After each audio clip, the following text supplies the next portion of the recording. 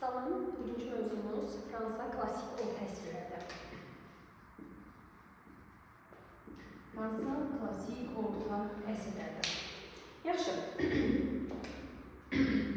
Deməli, ümumiyyətlə, biz bilirik ki, Fransa dövləti yaranıb 843-cü il Verden müqaviləsinin nəticəsi olaraq Fransa dövləti yaranmışdır və 987-ci ildə və 9-cu əsrdə deyilərik, Fransanı idarə etmişdir Kapetinglər sülaləsi.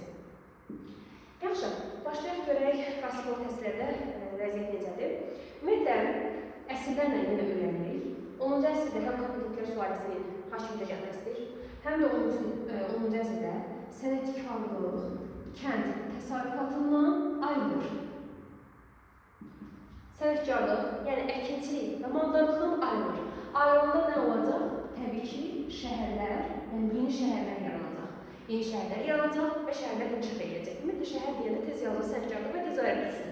Əgər ki, sənətkarlıq və ticarət inkişaf edirsə, deməli şəhərlərdə inkişaf etmiş olacaq. Bu belə. Gəldik 11-ci əsrə. 11-ci əsrdə isə kənd təsərrüfatı inkişaf edir. Niyə kənd təsərrüfatı inkişaf edir? Birinci səbəbi nədir? Artıq, belə deyək də, yeni qoşu vasitələrindən istifadə olunur, yəni atlardan istifadə olunur. Bu atlardan istifadə olunduğuna görə daha sürətli hərəkət edirlər, məhsul daha da artmış olur. Həm məhsul artır, həm də daha sürətli hərəkət edirlər. İkincisi, kəndli artıq öz torpağında işlədiyinə görə, məsələn, feodal artıq gedir, deyək ki, müharibələrdə iştirak edir və deyir ki, torpaqla məşğul olsun ki, kəndli. Kəndliyə verir torpağı. Feodal deyir ki, sizə torpaq verirəm, amma qarşılığında mənə vergi verəcəksən. Kəndlinin də torpağı özünkü olduğuna görə neyir? Daha həvəslə işləyir. Daha həvəslə işləyir. Feodala da hansı vergi verir? Müəyyən deyir ki, vergilər verir, düzdürmü? Belə deyir ki, feodal kəndlidən nə alır? Vergi alır. Amma kəndlidən həm də biyar alır, düzdür? Deyir, biyara nisbətən vergi feodala daha xeyirli idi. Düzdür da, yəni biyar zorla işlədir. Biyarı məcbur edir ki, gəlib işləməlisən. O da kəndli maraqlan işləmir amma. Ona görə feodala verilən kəndlinin vergisi onun üçün daha yaxşı idi. Və buna görə də nə olur? Kənd təsərrüfatı inkişaf edir. Ümumiləşdirəm, kənd təsərrüfatı inkişaf edir. Çünki yeni qoşulu vasitəsini, yəni atlardan istifadə olunur. Kəndlinin artıq özününki olduğuna görə bu torpaq daha həvəslə işləyir və feodala artıq kəndli biyara getmir. Sadəcə vergi verir. Vergi verdiyinə görə biyardan daha çox qazanc əldə etmiş olur, yəni feodal. Buna görə kənd təsərrüfatı 11-ci əsrdə inkişaf edir. Baxaq şəhərlərə. Ümumiyyətlə, burada çalışacağım bir yüksək əqabiyyətinə. Fransanın xəritini necə tapırsınız? Ayaqqabının test tapdası İtaliya. İtaliyanın yuxarısı, bu Fransa ərazisidir. Fransanı təxminən 2 hissəyə bölürlər. Yuxarısı şimal, aşağısı cənubdur. Yuxarısında baxın bu hissələrdə Paris və Orlean şəhəri var. Paris və Orlean, deməli şimali Fransadadır Paris. Bu hissəsi cənub-qərb hissəsidir. Bunun da yuxarısında artıq İngiltərə dövləti yerləşir. İtaliya, Fransa, İngiltərə. Xəritədə tapmağın yolunu dedim, ayaqqabının yuxarısı. Yaxşı, baxaq, deməli Fransanın şimalı ilə cənubu arasında fərqlər var. Bunlar testlərə düşür, ona görə diqqətli olun. Şimalında baxın, bir, feodalizm münasibətləri yaxşı inkişaf edir. İndi niyə? Dərsdəyəm. Feodalizm münasibətləri niyə yaxşı inkişaf edir? Səbəbi var. Birinci səbəbi odur ki, deməli, yuxarı hissəsi, daha feodallar belə deyil də, dağlıq ərazidə yaşadıqlarına görə müstəqildirlər. Əsas səbəbi budur. Yəni, feodalizm daha yaxşı inkişaf edir. Niyə? Feodallar dağlıq ərazilər müstəqildirlər, ona görədir. Sonra ikincisi, kral hakimiyyəti daha, yəni kralın sözü daha çox keçir. Yəni, hər şey krala tabidir. Ona görə daha çox inkişaf edir. Deməli, feodal münasibətlər yaxşı inkişaf edir, kral hakimiyyəti yaxşıdır və bunlar iqtisadi əlaqələr saxlayırlar mübadilə yolu ilə. Mübadilə nə deməkdir? Dəyişmə. Yəni, bir-birlərinə, Fransanın şimalındakı iqtisadi əlaqələr nə yola gedir? Mübadilə yoluna gedir. Və bunlar siyasi birləşmədə iştirak edirlər. Siyasi birləşmədə iştirak edirlər. Yəni, istəyirlər ki, ölkə birləşsin. Yəni, şimalla cənub arasında fərqlər olmasın. Bunların birləşməsini istəyirlər. Və birləşməsinə də başlanır, məhz şimaldan başlayacaq. Məhz yazıram, birləşmə. Şimaldan başlayır, cənubdan başlamır. Və birləşməni istədiyinə görə nə edirlər? Kral hakimiyyətini dəstəkləyirlər. Yəni, bu şimalla kral hakimiyyəti birləşir, deyək ki, feodallara qarşı mübarizə aparır. İri feodallar. Niyə? Çünki iri feodallar birləşməni istəmirlər. Yəni, bir sözlə, şimalda feodalizm güclüdür, kral hakimiyyəti güclüdür, iqtisadiyyatı sadəcə bir-birinə alış-veriş yolu ilə, yəni mübadilə yoluna gelir və siyasi birləşmənin tərəfindədirlər. Və siyasi birləşməyə də başlanılıb 12-ci əsrdə, artıq 11-ci sonra 12-ci əsr qeyd edirik. Siyasi birləşməyə başlayıb 12-ci əsrdə. 13-cü əsrdə isə Paris şəhəri, bilirsiniz ki, Paris şimalda yerləşir. Paris şəhəri bunların iqtisadi mərkəzi olur. Bunu da qeyd edirik. Gəldim Cənuba. Cənubda feodalizm zəif inkişaf etmişdir və ən əsası burada isə iqtisadi əlaqələr. Məsələn, burada mübadilə yolu burada amma iqtisadi əlaqələr əsasən xarici dövlətlərindəndir. İtaliya və İspaniya. Niyə İtaliya, İspaniya? Çünki İtaliya, baxın, sağ tərəfdə yerləşir aşağısında. Bu hissədə də yerləşir İspaniya. Cənub hansı dövlətə yaxındır? İspaniyanın İtaliyanın əzbərləmədir. Cənub İtaliya, İspaniya yaxın olduğuna görə deməli onlarla əlaqə saxlayırlar. Ona görə iqtisadi əlaqələr bu formadadır. Amma feodalizm zəifdir. Yaxşı, bu şimallı cənub fərqləri. Bir də fərqləri var ki, bunlar arasında dil fərqləri var. Və dil fərqləri də olduğuna görə neyəcək? Vahidləşmə prosesi gecikəcək. Çünki Fransa dağınıq haldadır. Və indi gəldik 12-ci əsr deyil. 12-ci əsrdən birləşməyə başlayır. Şimal hissə 12-ci əsrdən birləşməyə başlayır. Cənub hissə isə 13-cü əsrdən birləşməyə başlayır. 13-cü əsrdə Paris iqtisadi mərkəzdir və kralın sözü isə sadəcə məntiqdən harada keçəcək? Parislə Orlean şəhərinin arasında keçəcək. Yəni kralın sözü sadəcə baxın bu ərazidə keçir. Yəni şimal hissədə keçir. Digər hissələrdə keçmir. Belə deyək. Kralın sözü. Yaxşı, bu şimalla cənub arasındakı fərqlər. Artıq 13-cü əsrdə eyni zamanda 13-cü əsrdə dedik ki, Paris iqtisadi mərkəzdir. 13-cü əsrdə dedik ki, kralın sözü sadəcə Paris və Orlean şəhəri arasında keçir. 13-cü əsrdə cənubda birləşməyə başlayır artıq. 13-cü əsrdə bir də İngiltərə ilə müharibə aparıb Normandiya, Akvitaniya və Tulza qraflığı tutulmuşdur. Tulzanın tutulması isə İngiltərənin əlindən cənub-qərb bölgələrinin alınması üçün şərait yaratır. Yəni Tulza qraflığı baxın bu hissədə yerləşir. Tulzanın tutulması nə deməkdir? Cənub-qərb əraziləri işğal üçün şərait yaranır. Yaxşı, bu 13-cü əsrdə baş vermiş hadisələr. Gəldim 14-cü əsrdə. Yalnız saxlayın, Fransada 14-cü əsrdə əmtə pul münasibətləri inkişaf etməyə başlamışdır. Bunun qeydiyyatını götürün. İndi keçək müharibələrə. Fransa, əslində İngiltərə tarixini demişdik. Yeni də deyək. Ümumiyyətlə, Fransa ilə İngiltərə 1337-ci ildən 1453-cü ilə qədər müharibə ilə 116 il müharibə davam etmişdir, amma biz buna deyirik 100 illik müharibə. Və siz yalnızca test alırsınız, 1453-cü ildə başqa hansı hadisələr olmuşdur? 1453-də. Yaxşı, görək müharibənin başlıca səbəbləri nədir? Döyüşlərini öyrənəcəksiniz və bitməsini nəticəsini. Yaxşı, yazdık. İngiltərə və Fransa arasında 100 illik müharibə, 100 illik savaş. Müharibə başlayıb 1337-ci ildə, müharibə bitib 1453-cü ildə. Müharibədə qalib gələn Fransanır, məğlub olan İngiltərədir. Müharibənin səbəbi nədir? Səbəbi 1.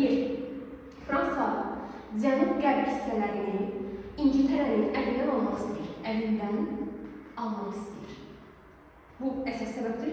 İkinci səbəb isə Flandriyaya İngilislər iddia edirlər ki, bu ərazi bizim olmalıdır. Əslində Flandriya Fransanın ərazisidir. İngilislər deyir ki, bizim olmalıdır. Fransanın cənub-qərb hissələrini azad eləməsi, İngilislərin əlindən alması başlayır müharibə. Bir sözlə, Fransa istəyir ki, cənub-qərbi tutsun, İngiltər istəyir ki, Flandriyanı tutsun. Buna görə müharibə başlayır. Müharibədə İngilislər və fransızları silahlanması desək, İngilislər əsasən oxlardan istifadə edir, düzdür, piyadalar, süvarilər də var. Amma fransızlar isə əsasən piyadalardan və süvarilərdən istifadə edir. Süvarilər isə uşaqlar daha çox ağır silahlarla silahlanırlar. Bunu yadda saxlayın. Və piyadalar bir də süvarilər var. Süvarilər daha o zənginlərdən təşkil olunub, ağır silahlardan təşkil olunub. Süvarilər piyadalara lağ eləyərək yürürlər ki, bunlara bir yerdə gündərlər. Yəni, bir sözlə lağ eləyirlər də, süvarilər piyadalara lağ eləyir ki, yəni siz niyə silahlanmışsınız və s. Müharibənin başlayan döyüşlərə başlayaq. 1346-cı il Crécy döyüşü, 1356-cı il Poitiers döyüşü, 1415-ci il Azincourt döyüşü. Baxın, hər üç döyüşün üçündə də uşaqlar diqqətlə yada saxlanın, gəlib təsəlli üçün istifadə olunur, İngiltərə qalibdir. Döyüşlərdə İngiltərə qalibdir, amma nəticədə Fransa qalibdir. Crécy döyüşündə nə olur? Süvariləri var ya, ağır silahla təşkil olmuşlar, lağ edirlər piyadalara. Görba gör gedir. İlham Əliyevin sözü ilə görba gör gedirlər. Niyə? Süvari dağınıq hərəkət edirlər, bir-birlərinə dəyirlər, dağınıq hərəkət edirlər, yəni nizamsız hərəkət edirlər və İngiltərənin oxçuları döyüş taleyini həll edir. Tez yadda salırsınız, tarixdə hansı döyüşlər belə deyək də, oxların nəticəsində qalib gəlmişlər, oxçuların nəticəsində. Deməli, İngiltərədə oxlardan istifadə edir, bunlar isə ağır silahlar olduğuna görə də məğlub edilirlər. Gəldik Poitiers döyüşünə. Poitiers döyüşündə burada yazılır kral. Kralı əsir aparırlar, yəni öldürəcəklər. Başına göründüyü necələşir. Kralı beləcə aparırlar, həbs edirlər. 1415-ci ildə Azincourt döyüşündə isə Fransanın belə deyək də şimal hissəsi tutulur və Orlean şəhərini mühasirəyə alırlar. Və buna görə də Fransada başlayan partizan hərəkatı. Partizan hərəkatının mənası nədir? Yəni əhali yığılır bir qrup və mübarizə aparırlar. Partizan rəhbəri kim olur? Jeanne d'Arc. Jeanne d'Arc olur. Jeanne d'Arc 1429-cu ildə Orlean şəhərini fransızların, daha doğrusu ingilislərin əlindən alaraq azad edir. Amma nə olur? Jeanne d'Arc'ı aparıb öldürəndə heç kəs ona belə deyək də dəstək vermir, kral dəstək vermir. Niyə? Çünki döyüşün taleyini həll edir Jeanne d'Arc. Orleanı azad eləməsi. Bir var kral, bir var hər hansı bir döyüşçü. Hər hansı bir döyüşçünün nüfusu kraldan daha artıqsa, həbçi kral istəyər, o dalsın həyatda. Aparıqlar, adını qoyurlar, cadugərsən, nəsən, ingilislər. Və onu tonqalda yandırırlar. Heç kəs onu xilas eləmir. 1429-cu ildə. Amma müharibənin gedişində 1360-cı ildə sülh imzalanır. İngiltərə ilə Fransa arasında bir sülh imzalanır. Fransızlar bir müddət dayanırlar, güclərini yenidən toplayıb yenidən müharibəyə başlayırlar. Yəni bizdə də elə oldu da bu müqavilə imzaladıq. Ermənilərlə 1994-cü ildə atəşkəs daha doğrusu imzaladıq. Sonra yenə gücümüzü yıldıq. 2020-ci ildə yenidən müharibə edib qalib gəldik. Həmin məsələdir. 1360-cı ildə sülh bağlayırlar və Fransa baxır. Bizim səhvimiz nədir? Baxır ki, biz nizamsız hərəkət edirik. Demək, neyini? Ordu komandamız yaxşı idarə edə bilmir də, ona görə nizamsız hərəkət edirik. Ordu komandasının funksiyalarını artırır, inkişaf etdirir. Nəticə etibarilə və artıq belediyyədə inkişaf edirlər. Sonra müharibə olur və müharibənin nəticəsində 1453-cü ildə Fransa qalib gəlir. Bir dənə Kale limanı keçir ingilislərin əlinə, qalan əraziləri Fransa neyir? Azad edir. Deməli, Fransa nəticədə qalib gəlmişdir. 1358-ci ildə Fransada bir kəndli hərəkatı var. Kəndli hərəkatının adı Jaklar hərəkatıdır.